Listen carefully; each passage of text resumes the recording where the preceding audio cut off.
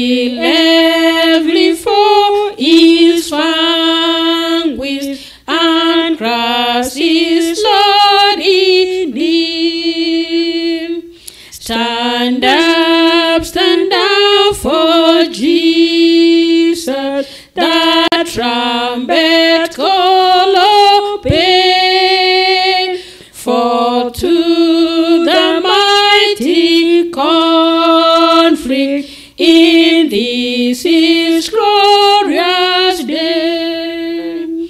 Ye that are now serve him against unnumbered foe.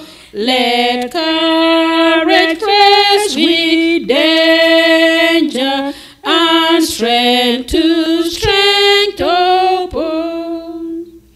Stand up for Jesus, stand his strength alone.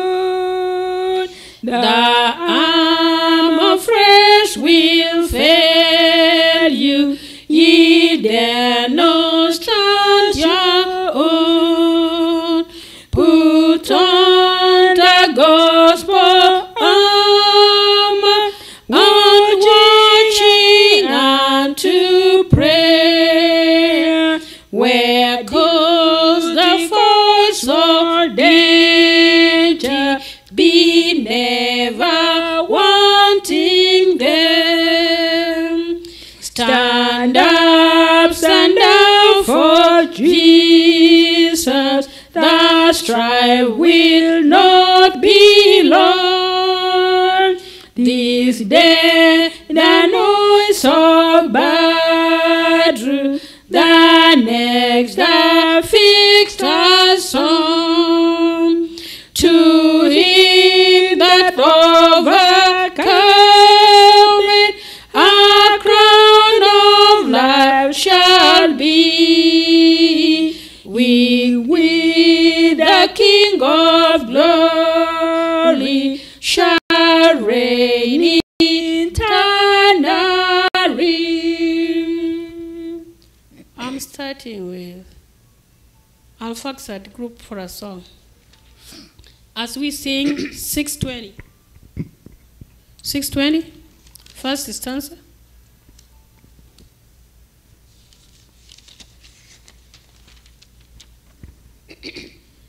On Jordan's storm banks I stand, and cast a wishful eye. I am bound for the promised land. Okay. Sing. On Jordan's storm banks I stand, and cast a wishful eye to Canaan's fair and happy land, where my possessions lie. I am bound for the promised land. I am bound for the promised land. Oh, who will come and go with me? I am bound for the promised land. Oh, those white extended plain shines on eternal day. There across the sun forever reign, and scatters night away. I am bound for the promised land. I am bound for the promised land. Oh, who will come and go with me? I am bound for the promised land. When shall I reach that happy place and be forever blessed? When shall I see my Father's face and in his kingdom rest? I am bound for the promised land. I am bound for the promised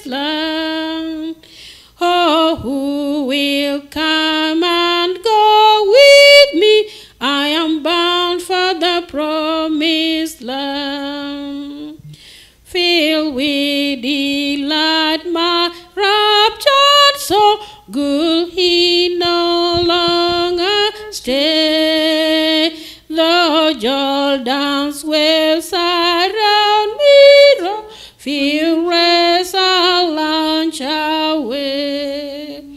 I am bound for the promised land. I am bound for the promised land. Oh, who will come and go with me? I am bound for the promised land. I call Alfaxad and group. You don't have no song? Come sing and song. Okay, if you have a song, you can raise up your hand.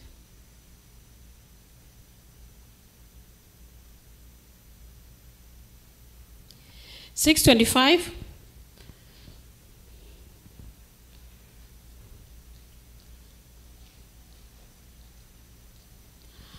I'm pressing on the upward way.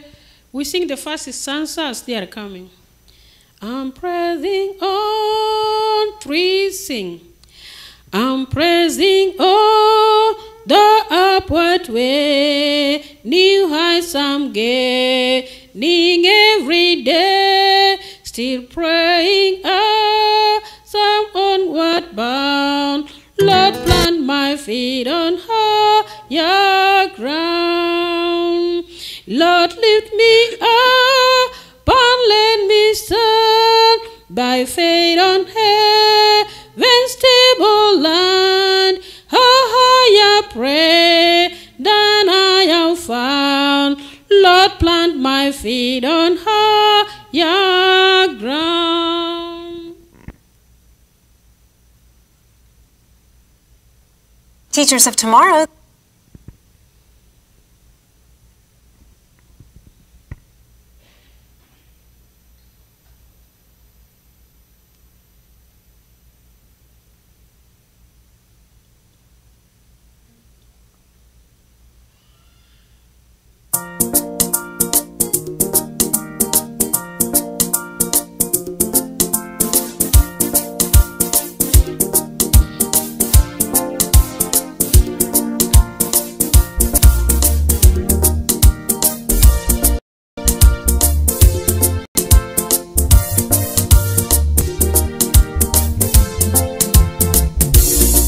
Unaweza kuwa na rafiki hapa duniani, wakati wa raha yupo na wewe.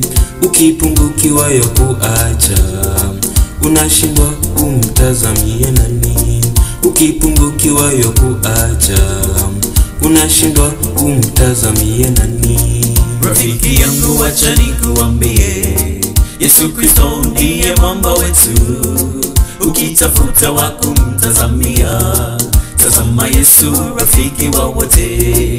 Ukitafuta wa kumtazamia, tazama Yesu rafiki wa wote.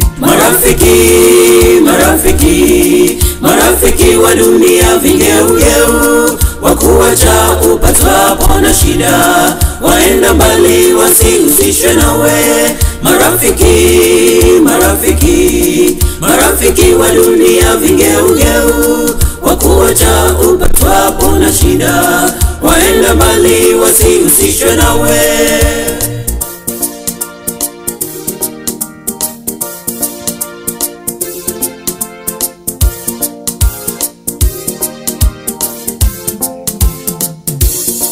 Rafiki wa pekee asiye kuacha ni Yesu mwamba wetu, ngome yetu. Hakuwepo na sisi wakati wote, hakika Yesu rafiki wa kweli.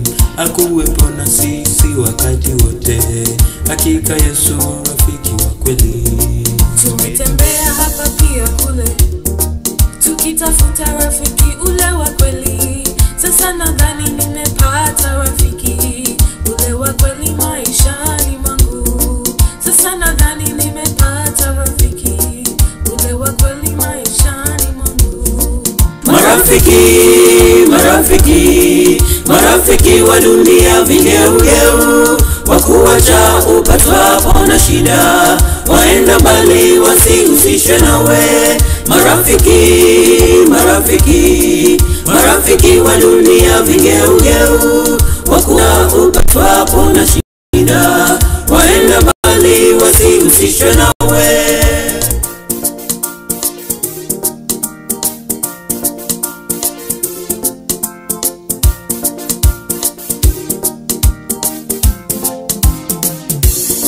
Yuko nami wakati wa nyakati nzuri, na pia zile nyakati mbaya mbaya, na kuambia Yesu ndiye ngome yetu, mtafute leo ili atuongoze. Na kuambia Yesu ndiye ngome yetu, mtafute leo ili atuongoze.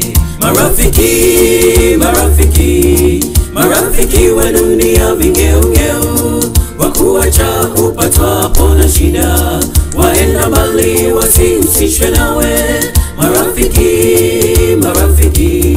Marafiki wa dunia vigeugeu, wakuacha upatwapo na shida, waenda mbali wasihusishwe nawe. Marafiki wa dunia vigeugeu, wakuacha upatwapo na shida, waenda mbali wasihusishwe nawe. Marafiki wa dunia vigeugeu, wakuacha upatwapo na shida, waenda mbali wasihusishwe nawe. Marafiki wa dunia vigeugeu.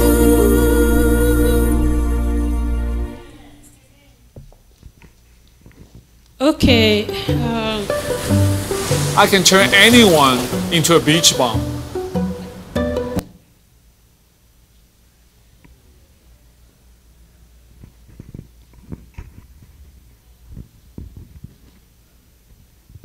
What there, number 65? I think I said.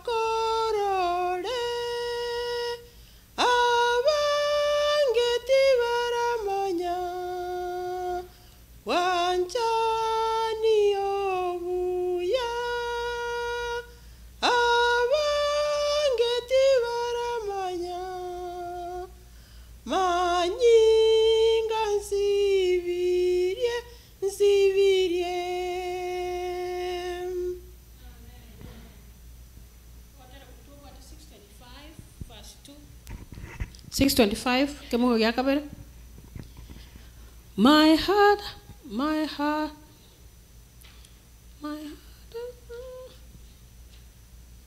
My heart has no desire to stay. As we sing that stanza, Esther, come for a song. My heart has no desire to stay where doubts arise and fears dismay. Though some may dwell where those are bound, my prayer, my aim is higher ground. Lord, lead me up and let me stand by faith on heaven's stable land, a higher plane than I have found. Lord, plant my feet on higher ground.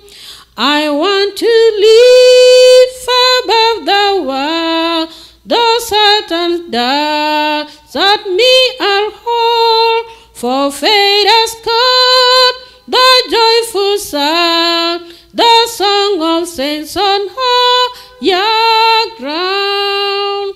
Lord, lift me up and let me stand by faith on heaven's stable land, a higher plane than I have found.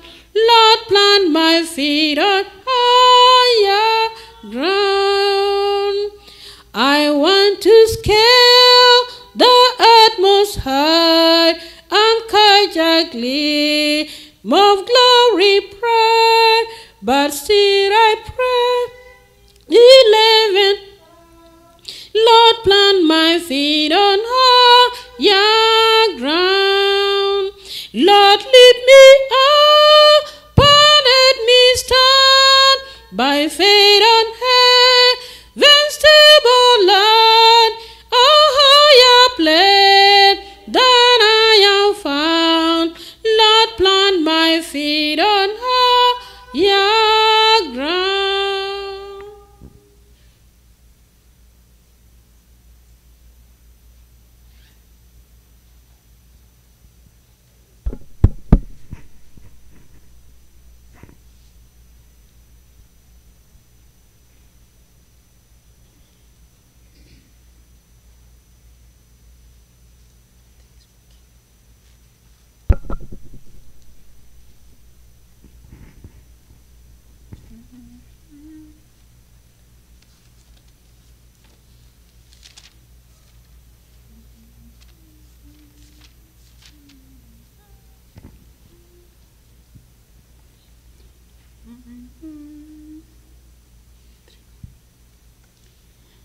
I know not why God's wondrous grace to me He had made known, nor why unworthy Christ in wrath redeemed me for His own. But I know whom I have believed, and am persuaded that He is able to keep that which I've committed unto Him against that day. I know not how the saving faith to me He did impart, nor how believing in His word wrought peace within my heart. But I know whom I have believed, and am persuaded that He is able to keep that which I've committed unto Him against that day. I know not how that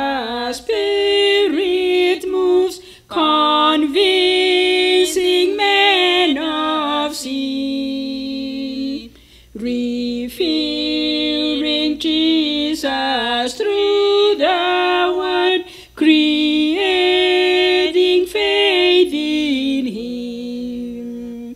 But I know whom I have believed, and am persuaded that He is able to keep that which I've committed unto Him against that day.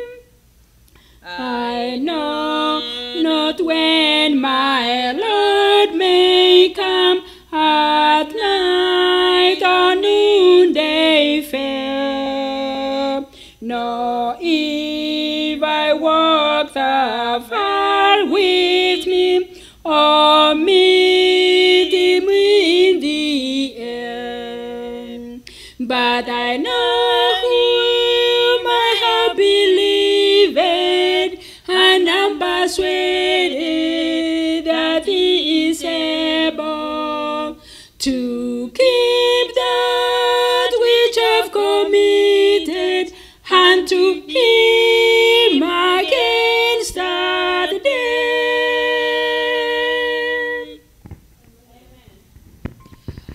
6:26.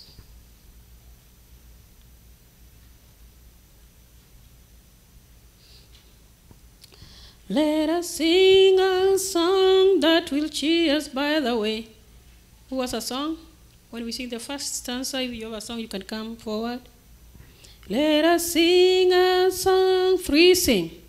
Let us sing a song that will cheer us by the way. In a little while we going home, for the night will end in the everlasting day. In a little while we going home.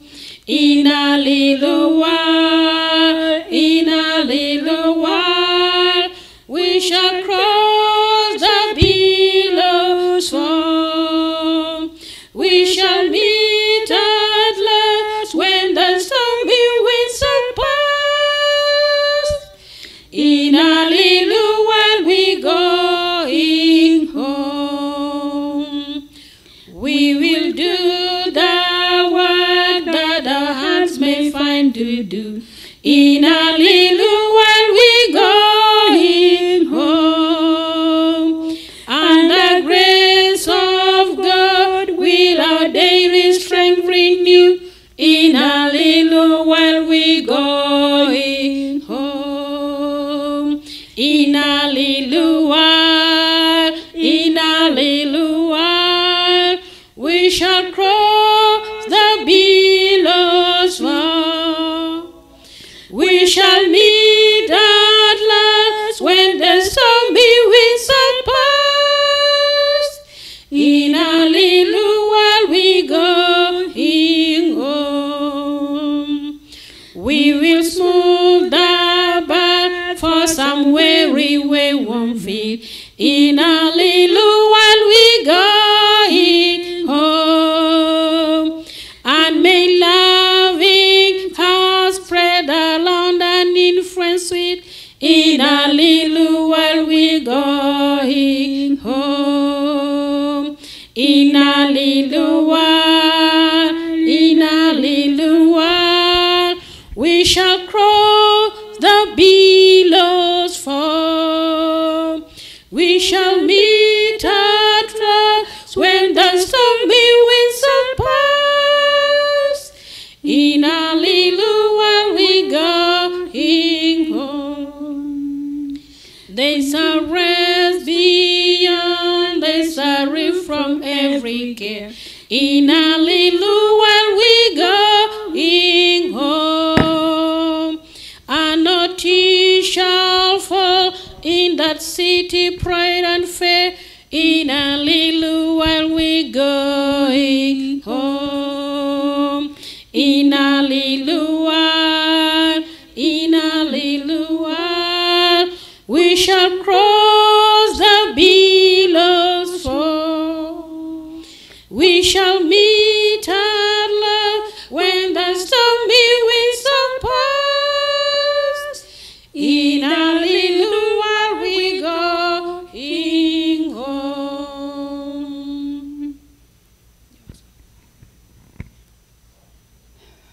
460, the song compares seasons, compares things, but the message, that's where we want us to think about.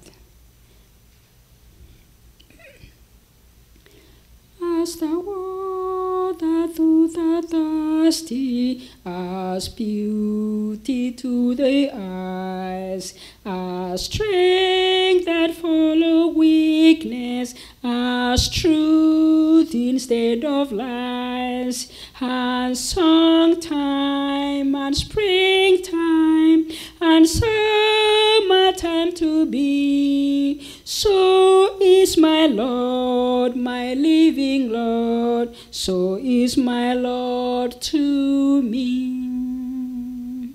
Like calm in place of clamor, like peace that follows pain, like meeting after parting, like sunshine after rain, like moonlight and starlight and sunlight on the sea. So is my Lord, my living Lord, so is my Lord to me. As sleep that follows fever, as gold instead of gray, as freedom after bondage, as sunrise to the day, as home to the traveler, and all he longs to see. So is my Lord, my living Lord, so is my Lord to me. Amen. 422. Come we that love the Lord, sing. Come we that love the Lord, and let our joys be known. Join in a song we see Taka. Join in a song we see Taka. And the surround the throne, and the surround the throne. We marching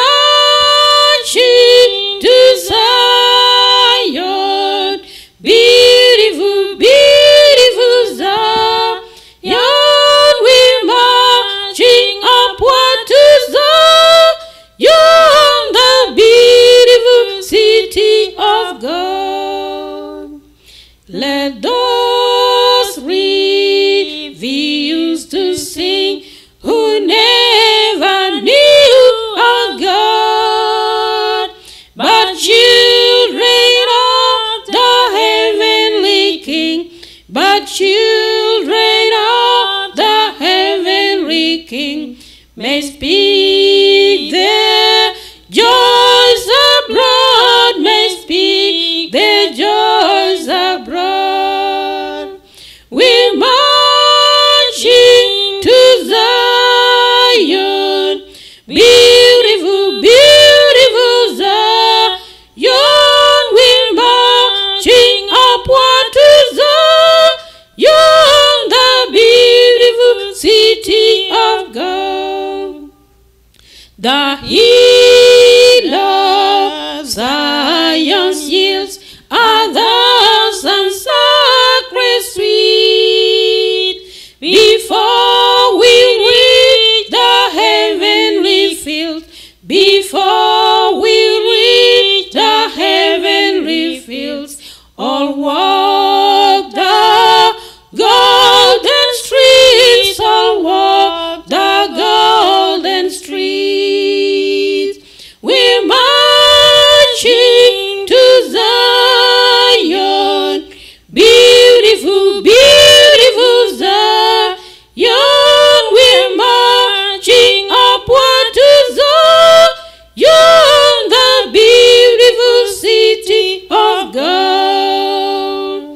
Then let our songs abound, and every tear be dry. We're marching through Emmanuel's ground. We're marching through Emmanuel's ground to fairer worlds on high, to fairer worlds on high. We're marching to Zion, beautiful, beautiful Zion. We're marching upward to Zion, the beautiful city of God.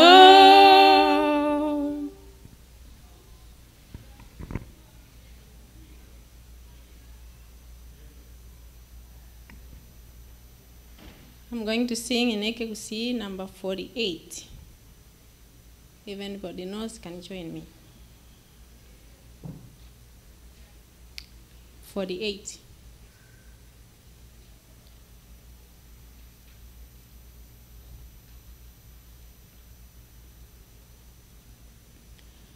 Yes, obeyre omozani obogi mawonsi ombekire omokiapi nere onkonyire konde meire arangoke onde tali omobuete jinza jonsi arangoke mosani. Yes, obeire omosani aseme chanda ningenda lebotambe koliya ebisyo mobaso bwansi nembura bikorabya endagera mobaso ye atomire mosani. Yes, obeire omosani tinko motigere nagindamo kanye bono kankonyire mono kunda motunyane ere tingo sira nonyangake ni motunye kero yonsi mosani. Yes, obeire omosani tindigeti onde okwegena okonene mwegene botambe bogimobuya asale bogimabotako obogima natoko emosani. Amen. Okay, 4:30. Oh, there'll be joy when the work is done. Oh, there'll be joy when the work is done. 3, sing. Oh, there'll be joy when the work is done. Joy when the rivers gather home, bringing the ships of settled sun to the new Jerusalem. Joy, joy, there'll be joy by and by. Joy, joy, where the joys never die. Joy, joy, for the day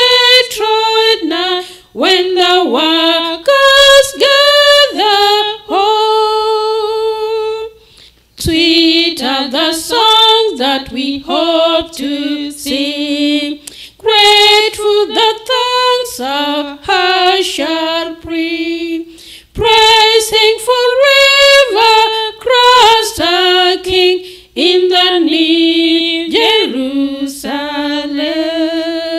As we sing the chorus, pastors will come for a song. Joy, there'll be joy by and by. Joy, joy, where the joys never die. Joy, joy, for the days trod nigh, when the workers gather home. Be what the joy that awaits us there. Many the golden mansions fair. Jesus himself doth them prepare in the new Jerusalem. Joy, joy, there'll be joy by and by. Joy, joy, where the joys never die. Joy, joy, for the days trod nigh, when the workers gather home. Pastor.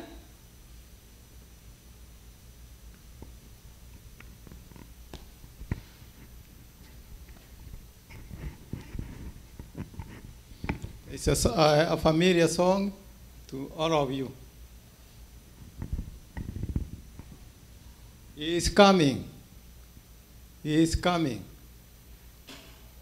I'm saying from, well, the copy I have is 2:15, but he is coming. How sweet at the thirsty, the greater Prince here, as he wanders in exile from home. Soon, soon, with the Savior in glory appear, and soon with the kingdom come. Is coming, coming, coming soon, I know. Coming back to this earth again, and the weary pilgrims with to glory go when the Savior comes to reign. Verse 3. There we meet, never to part in a happy and home. Sweet are songs of redemption we sing. From the north, from the south, all lambs shall come and worship our heavenly King. Is coming, coming, coming soon, I know. Coming back to this earth again. And the weary pilgrims will to glory go when the Savior comes to reign. Hallelujah, amen, hallelujah, again. Soon is faithful, we all shall be there. Oh, be watchful, be hopeful, be joyful till then, and a crown of bright glory will wear. Is coming, coming, coming soon, I know. Coming back to this earth again. And the weary pilgrims will to glory go when the Savior comes to reign.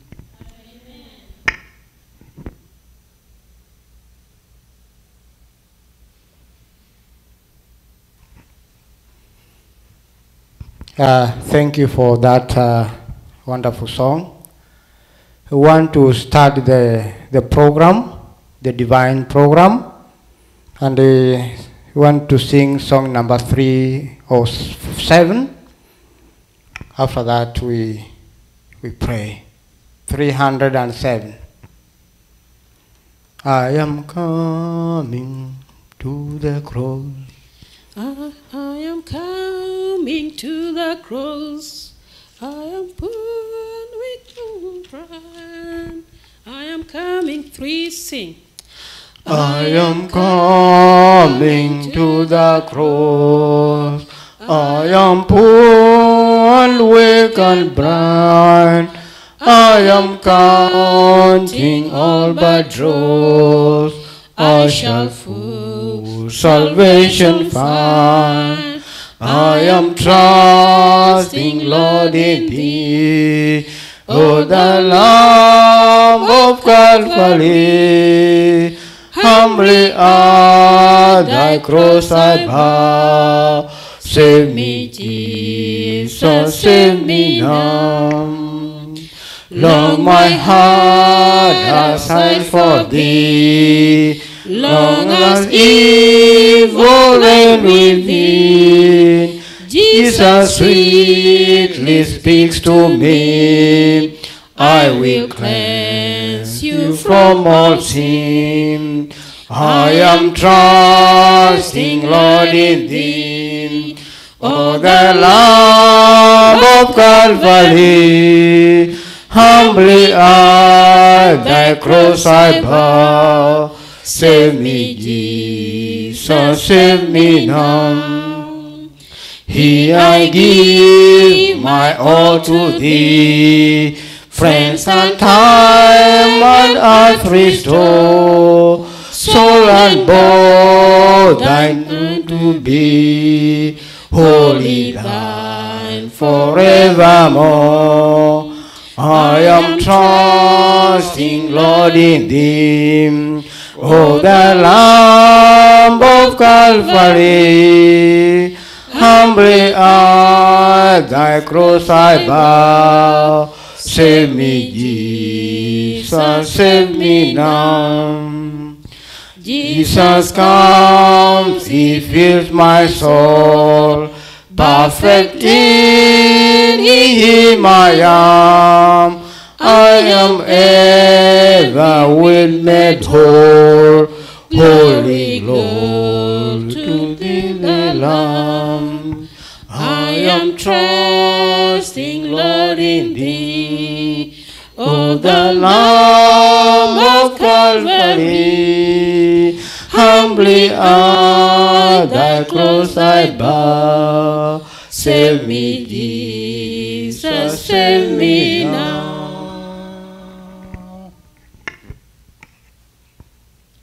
Shall we pray? Our Father, we have come before You this evening. We thank You for the gift of life You have given us. We thank You for this opportunity You've given us to hear Your word. We ask that You may speak to us and that You may bless us as we shall be meditating upon this word, Father, that You will send Your message to our hearts and that You will transform us into the similitude of You. In Jesus' name we pray. Amen.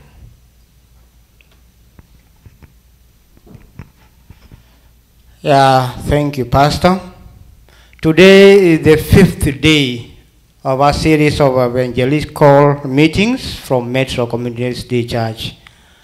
And we are live on YouTube. So if you want, you can listen from the comfort of your home. I want to bring Pastor Collins Maranga to you so that he can break the bread of life for us. How many with me welcome the pastor?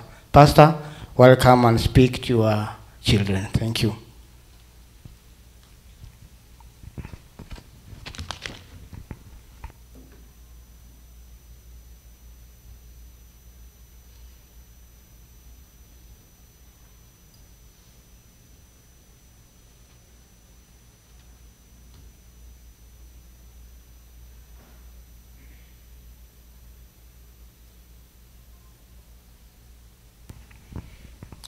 Good evening, everyone. I'm happy to be here with you this evening. And I join the writer inviting each one of us to the cross. I am coming to the cross. I am poor, weak, and blind. Let us trust in God. and come to the Lord because He is our only salvation. The world has nothing to give us at all. And we have life as long as we enjoin ourselves to the Lord Jesus Christ. Once again, I'm happy to be speaking on behalf of God, and I ask you for the same 3 favors. What is favor number 1? Pray for me. Pray for me. Just close your eyes and silently say, Lord, put your words in that man's mouth. You see, my opinions are not valuable. They are not. They do not save. Only the word of God is the saving grace that we need. And so I need God to take captive my mind and to give me the right words that I can share with all of us, me included. Now this morning, I went through the difficult task of the technicalities of patience. I don't want to repeat that. The technicalities of patience, what is patience, and all that. Tonight, I will give you a short message, but I want us to communicate and to interact with one another. We looked at patience, and we were able to define and bring the other information regarding patience. And we saw that for patience to be effective, there has to be other attributes that include gentleness, kindness, meekness, and others. Now, Paul wrote, love is patient. And my question tonight, wearing the postmodern mind, you see, the postmodern people whom we are, we like to ask questions. We like to criticize and find out, how does this benefit me? Is patience important in the Christian life? Is patience important in this life? Yes, patience is important. And I will ask a follow-up question. Is patience necessary to our Christian life? Is patience necessary to our Christian life? And the answer is yes. The Bible teaches us in several places. I will identify a few where we are encouraged to be patient. We are encouraged to develop this attribute of patience.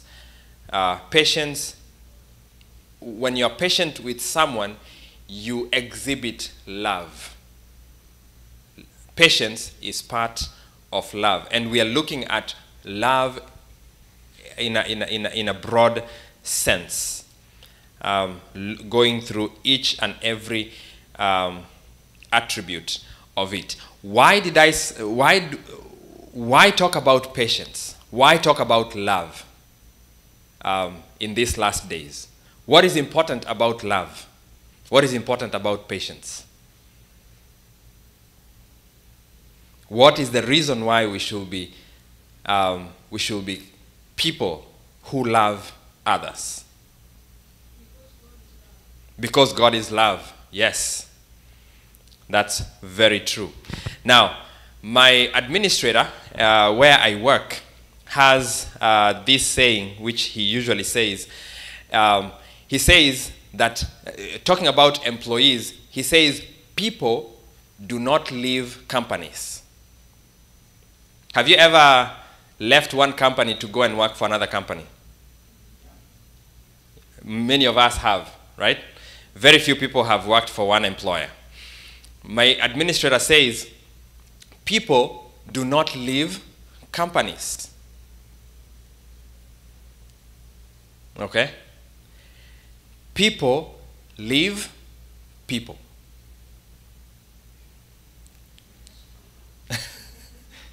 Is that true? People never leave companies. Okay? When you left that company, was there something wrong with the logo of the company? Was there something wrong with the building of the company? Was there something wrong with the chairs? Was there something wrong with the rooms? Picture back when you left one company going to another to work for another company. What happened? Someone was mean to you, right? And so you decided, maybe you heard someone saying, oh, we have a very good supervisor over here. And you went. People don't leave churches. People don't leave churches. People leave people. That's one very important thing that each one of us need to learn, need to know. In one of the studies that was done, I think it was either the North America Division or the General Conference. There's one study that was done, and also another study was done by, there's this research, I can't remember what the name, I'll give you when I remember. They did a research to find out why are people leaving church? Why are people going away from churches? And they found out that it's really not the building that people were running away from. People were leaving because people had become cold. Okay? Wherever they left, people were cold. People were not very warm. And so I have found it important that I need to focus on our behavior, our character, because that is what will either enhance the gospel or cause the gospel to delay. Sometimes we are not able to attract more visitors because of how we are. And so we need to take an introspective look at ourselves and ask ourselves, am I patient enough? How much patience do I need in order to attract this individual? How much kindness do I need in order for me to be able to minister to so-and-so? How much humility do I need in order to be able to attract so-and-so? You see, a lot of us, what we do when we go to do a Bible study with other people, what do? We pack all the doctrines, right, in our dump truck. Do you know what a dump truck is? A dump truck is this big lorry which carries soil. Okay? Let me give you this analogy. Supposing you wanted to buy a house. Okay? You wanted to buy a house. And you go and you're looking for a house and you can't find the right house for you. So you decide to build. And you go and for you to be able to really get a house, you have to get a contractor and all that. So supposing you wanted to buy a house and you go and you pay for the house, and the next day you find a dump truck carrying all the materials that can build a house, and they come and they dump it right next to where you told them to build, and they go away. And that's your house. Will that have solved your problem? Will that have solved your problem? You see, a lot of times, that's what we do.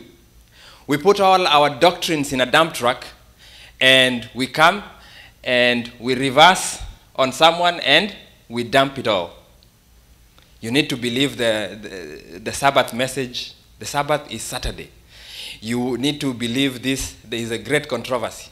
There is this. And you're done, and you're gone. That's what we do. And then we wonder, why is this person not doing what? Not coming. This person is not responding. Why is he not responding?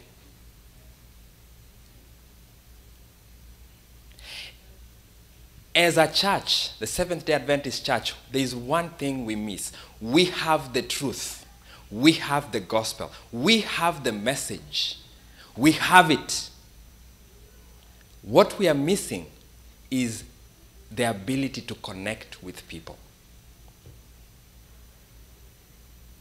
What we are missing is the ability to connect with people. The ability to meet with people where they are and then guide them to Jesus.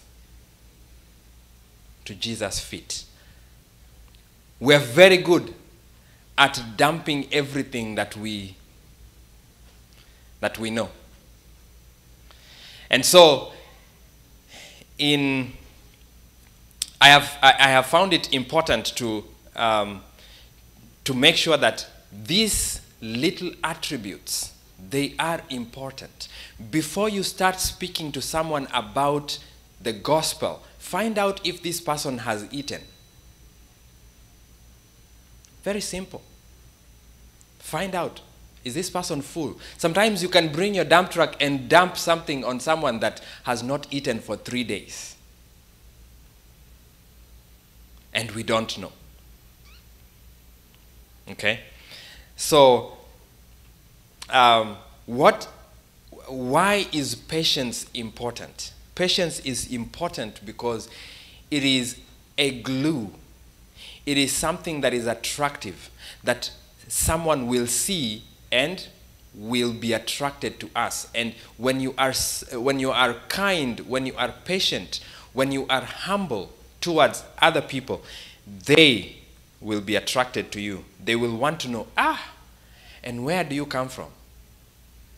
I have not seen this. You see, in this present world, the postmodern mind has no time.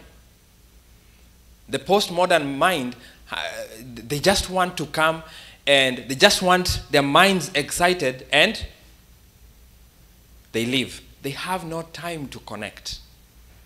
But in their, as they do things very quickly, in their excitement, as they go about their lives, they crash. And when they crash, they need you and me to bring them back to their feet. And so, my friends, it is important for us to prepare ourselves adequately to meet the needs of our current generation as we await for the second coming of Christ. Now,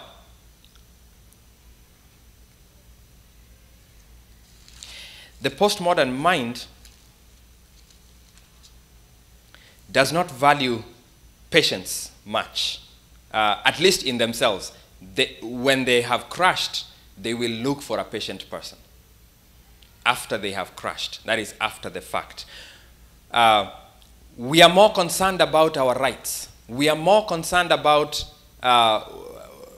what is in this for me. We are more concerned about what we are going to benefit from what we see or from what we get involved in. That's what the postmodern mind is trained to think. How much money am I going to get here? How much attention am I going to get here? That's what we are mostly concerned about. Rights. My right as a person. And we will go to great lengths. Now, I'm not saying at all that it is wrong to assert your rights. Okay? I'm not saying that it is wrong to assert your right. In fact, the Apostle Paul, as he was going around preaching the gospel, at one point he came back to Jerusalem, and in Jerusalem he was misunderstood, or there are people who wanted to kill him. And so what happened was they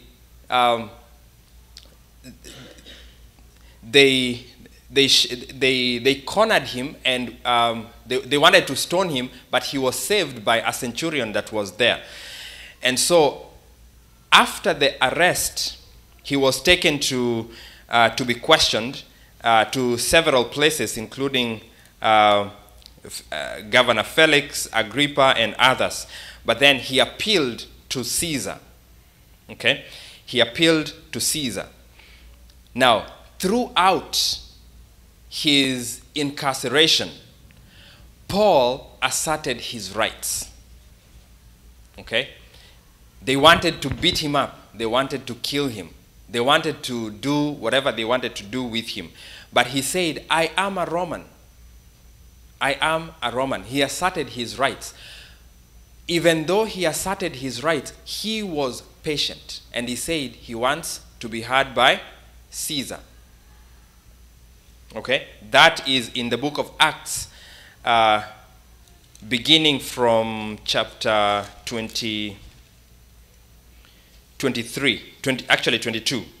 Beginning from chapter 22. I'm not going to read the whole of it because it will take a lot of time. I don't have much time today. Yeah, it will take a long time for me to go through that. Now, at one point, he was taken to different places. Listen to him in chapter 27. He's being taken to Caesar. He's being taken to Caesar, and so they take a voyage in the waters from one place to another, and they experience shipwreck. Now, remember, what is the crime that Paul has committed? What crime is it that he's in prison for? Preaching the gospel. And was that really a crime?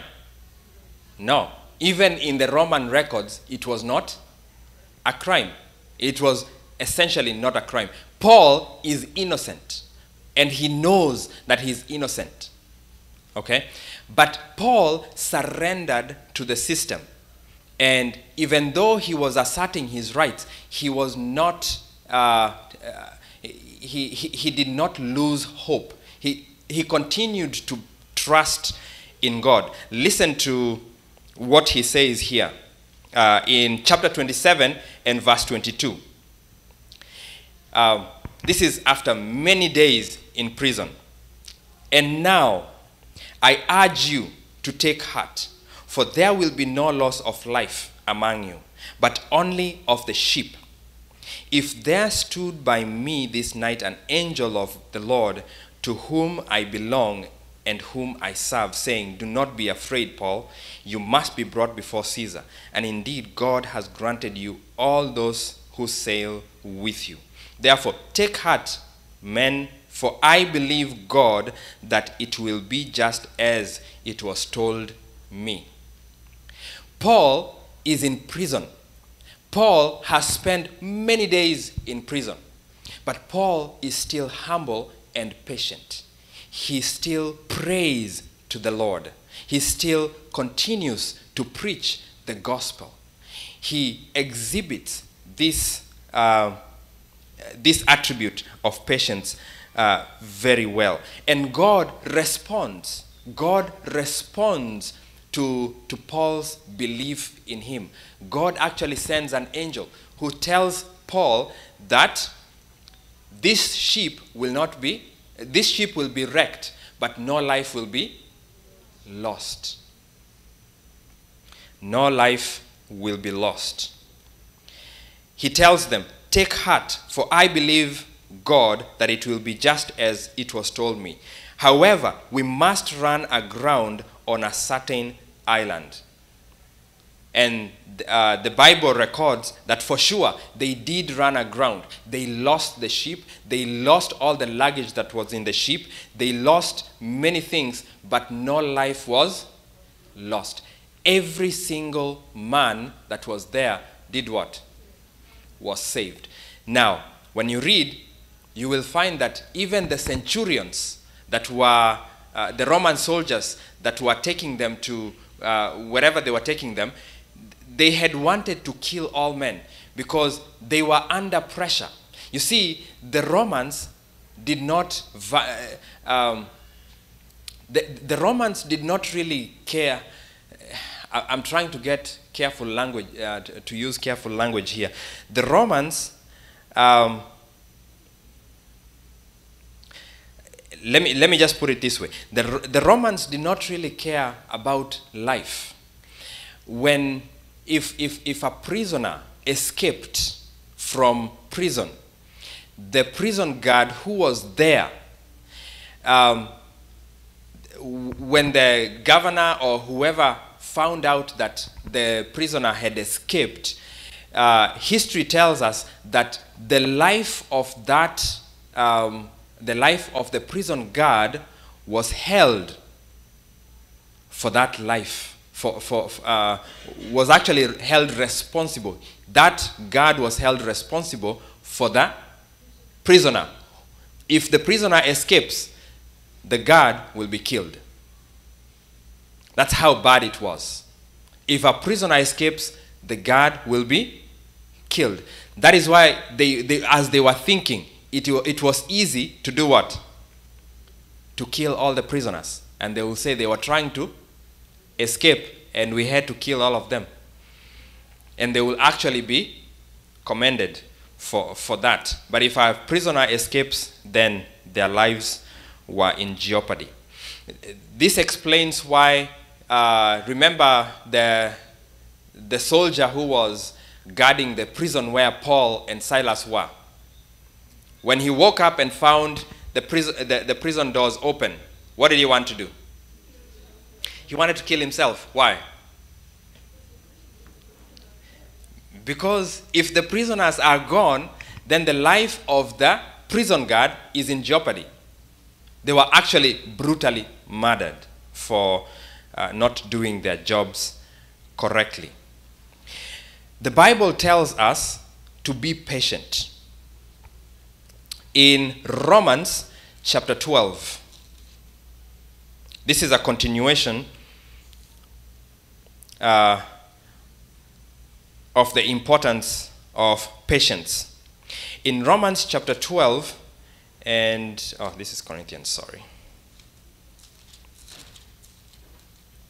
I've been opening Corinthians very much that it just opens automatically. In Romans chapter 12, Paul exhorts the people at Rome. And he says, I'll begin from verse 9. He says, "Let love be without hypocrisy. Abhor that which is evil. Cling to what is good. Be kindly affectionate to one another with brotherly love, in honor, giving preference to one another." Friends, this is the same thing we have been learning in 1 Corinthians chapter 13. Paul and also Philippians chapter 2, verse 3 to 4. Paul is telling the Romans to show brotherly love, to show kind affection to one another. In honor, giving, he's telling them to give preference to one another. Friends, this is the glue that will keep us together. Paul does not want the Roman church to separate and end up dwindling to the point where they are, people are lost. He wants them to stay together. And he's giving them very, very important advice here. Not lagging in diligence. Diligence is hard work. Fervent in spirit and serving the Lord. Rejoicing in hope. Patient in tribulation. And that's the main statement that I was going for here. Patient in tribulation. Friends, when we face tribulation, when we face a difficult moment, when we, what happens when we go, let's say when we are put in prison unfairly? What happens when you are in school, when you are beaten by a teacher unfairly? It was not you, but you are the one who gets the punishment. When I was young, my mom used to tell us, we need, myself and my sister who follows me, we were responsible for anything the younger ones did. We had to tell them to behave well and do something, and do things in the correct way. If they made a mistake, we were responsible. Was it like that in your family? I don't know about you, but if they did anything wrong, we were responsible for that. And it used to be, it used to look very unfair. But with time, I came to understand that my mom wanted us to be partners with her in raising the younger ones. Okay? And so, as we were talking, I developed patience. Yes, I was still in trouble for whatever mistakes they made, but I developed patience with them, and I had to teach them slowly by slowly. This is not how you do it. This is how you do it. This is how mom likes it done. This is how you clean. Because my mom was very particular, very specific. Paul tells us, be patient in tribulation. Even though you may not be on the wrong, be patient in tribulation, continuing steadfastly in prayer. Put all those tribulations upon the Lord. The fifth reason for suffering, I gave you this this morning, is persecution. Christians will be persecuted simply because they trust in Jesus. Just because we have chosen to be the promulgators of the gospel, we are going to be in trouble. It is given. The Bible has prophesied not once, not twice. Jesus himself said, and let me open that for you in Matthew chapter 5. Let's go to Matthew chapter 5, and I think it's verse 11. Actually, I'll start from verse 10. As Jesus was talking about the Beatitudes, this is the very first sermon that Jesus is giving, the Sermon on the Mount. This is the very first time Jesus is speaking to a multitude. And this is the time he had been preparing for. This is a sermon that he had been thinking about for much of the 30 years that he spent with his family. This is a sermon that he had been thinking and studying and preparing to come and give. And as he teaches them, I won't go through it all.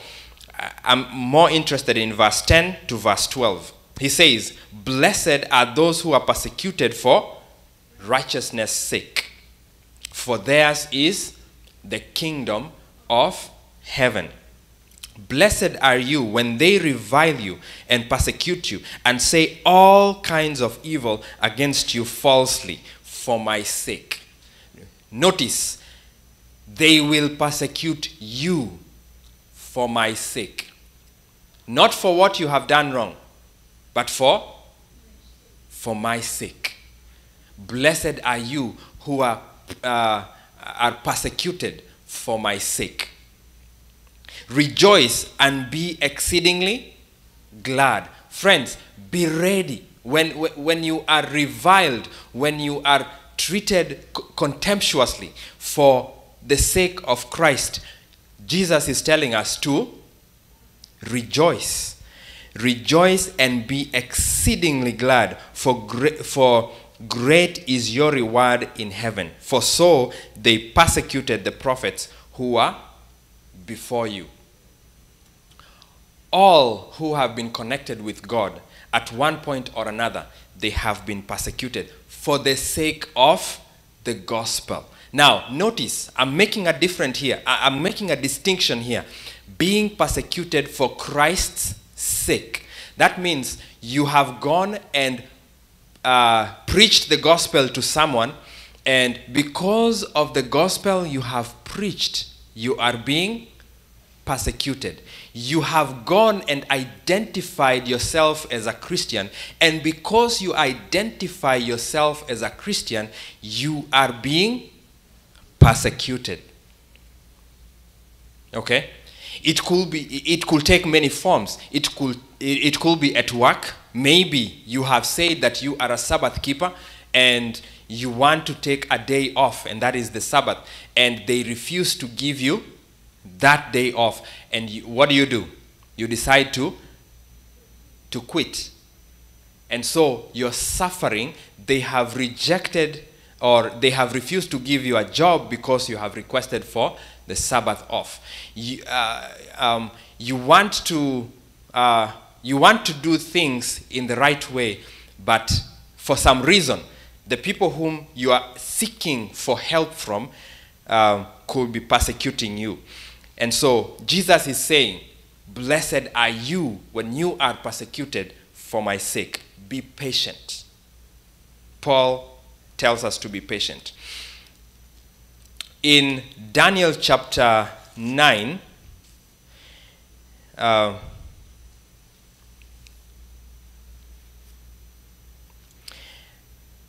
Daniel chapter 9, let me see if it's chapter 9 or chapter 10.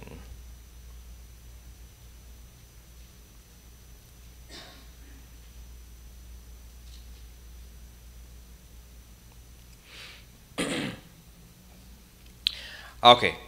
There is somewhere in Daniel, I can't find it right away.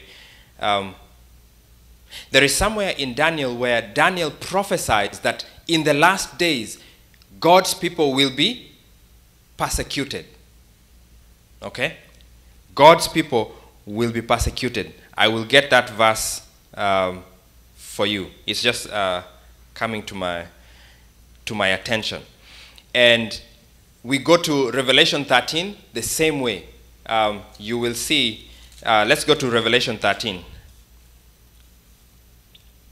Talking about the beast from the sea and the beast from the earth.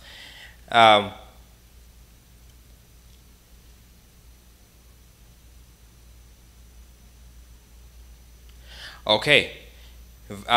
Read verse 16, Revelation 13, verse 16 and 17 and possibly 18.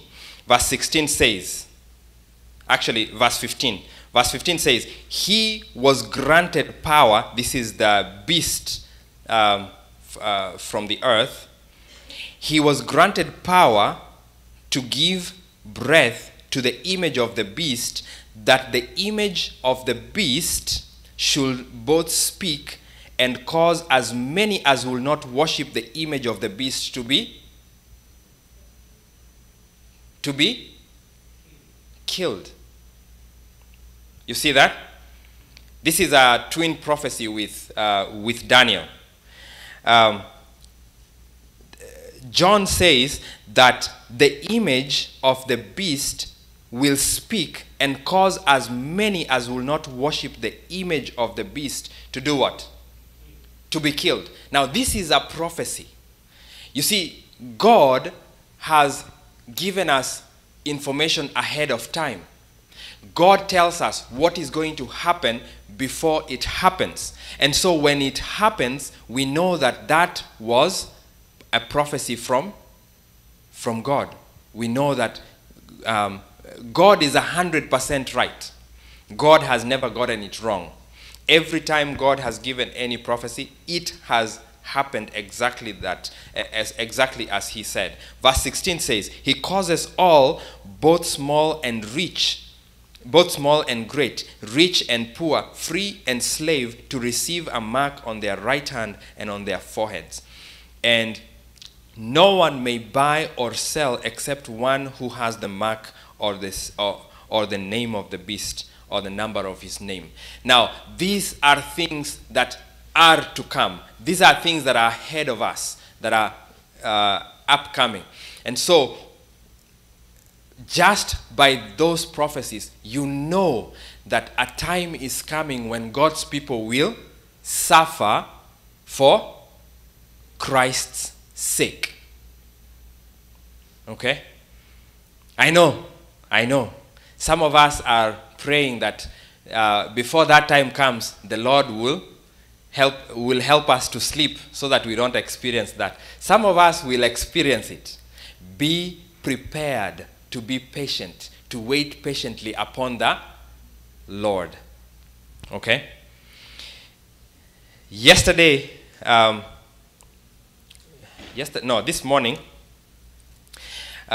morning, we saw in 1 Corinthians chapter 10 that God does not bring us any tribulation that we cannot withstand.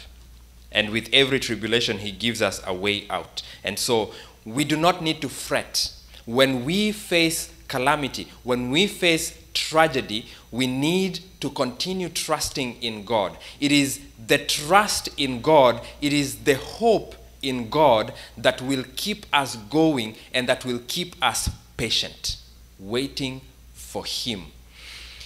God has been patiently waiting for us. You know what God is waiting for? One thing. What is he waiting for?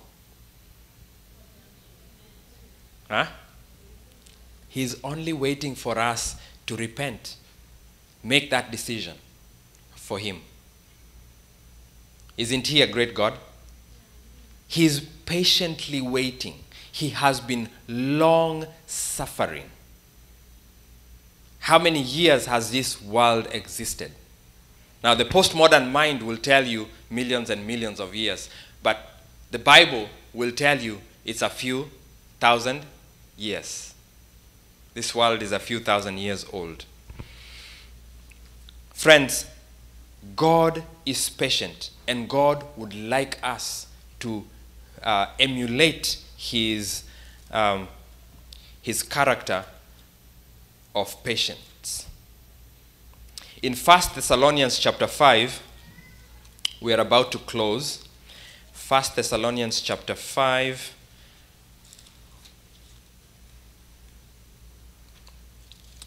and verse 14. Paul, in speaking to the Thessalonians, he's exhorting the Thessalonians. He's telling them, see that no one renders evil for evil to anyone, but always pursue. I'm reading verse 15, sorry. I intended verse 14. Now we exhort you, brethren, warn those who are unruly, comfort the faint-hearted, uphold the weak, and be patient with all. Paul is exhorting all Christians, first the Thessalonians, but all of us by extension. He's telling us, be patient with all. Is patience important? It is necessary. It is necessary for Christians. Patience is necessary for Christians to possess. James chapter 5.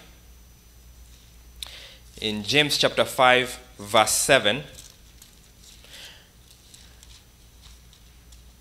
James says, therefore, be patient, brethren, until the coming of the Lord. See how the farmer waits for the precious fruit of the earth, waiting patiently for it until it receives the early and the latter rain.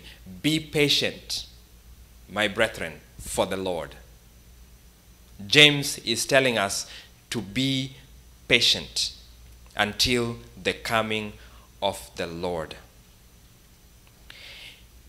Same chapter, verse 8. James is also saying, you also be patient. Establish your hearts, for the coming of the Lord is at hand. The coming of the Lord is at hand. The Lord may tarry as he has tarried. And who is making him tarry? Who is making him tarry? Yeah, it's me. It's me. Point the finger to yourself. Don't point to others. Point the finger to yourself. We are the ones who are making Jesus to tarry, to wait. He's waiting for us to make the decision. He's waiting for us to trust in him. The coming of the Lord is at hand, but the Lord is waiting upon us. Be patient. Learn the attribute of patience. I encourage parents. I encourage parents to specifically teach their children to be patient. We begin by ourselves. Okay? We must make it a goal. Begin by ourselves. And the Lord works in his own ways to help us to be patient by the tribulations that he brings to us.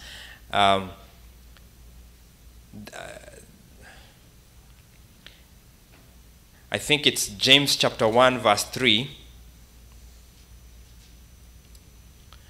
Let's see. Yeah. In James chapter 1, beginning from verse 2, Paul tells us how patience is developed. He says, "My brethren, count it all joy when you fall into various trials. Count it all joy, knowing that the testing of your faith produces patience." The reason you go from problem to problem sometimes it's because God is doing what? God is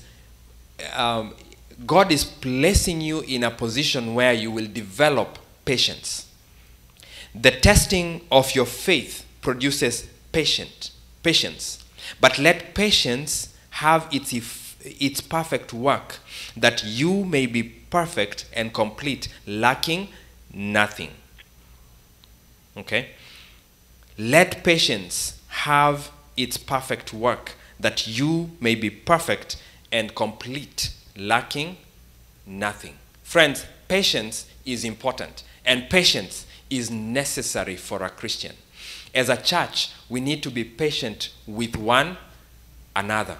Again, my administrator says, people never leave companies.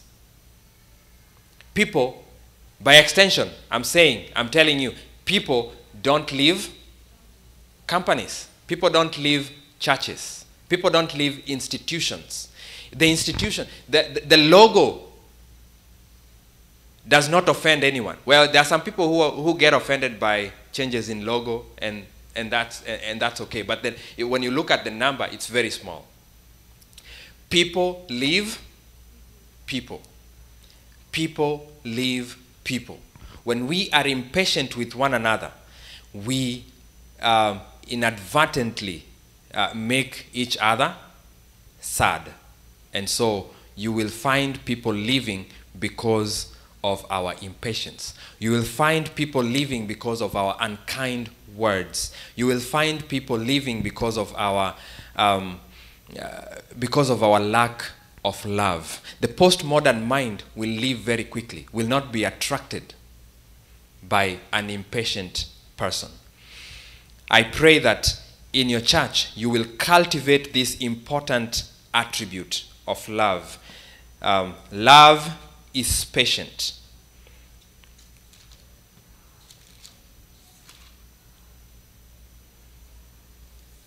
Love is patient. In other words, love is long-suffering. I think I will stop here because of time, and I will invite Elder to come and complete. As Elder comes, we are going to rise up and have a word of prayer.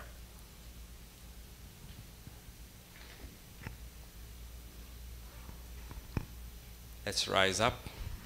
Let us pray. Our Father in heaven, we thank you for the lessons that you have taught us.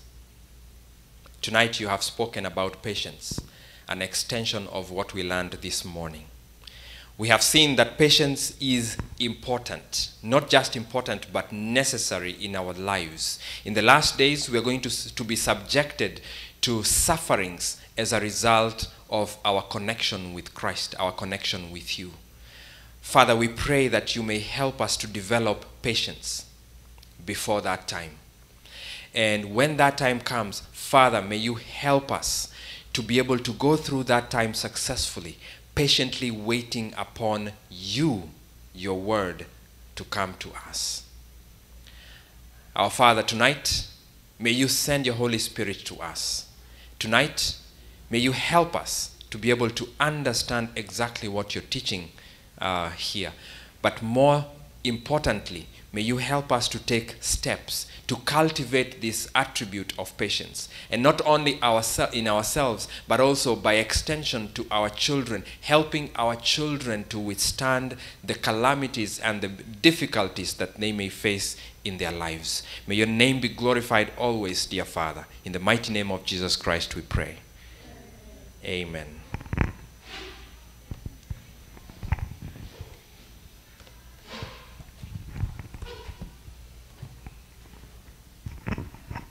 Thank you, Pastor, for the wonderful sermon. We have come to the end of today's programs, and it's around 6 now. It's around 7. And we are privileged today to have a visitor. Can you, Elder, can you salute, please? Tokwan?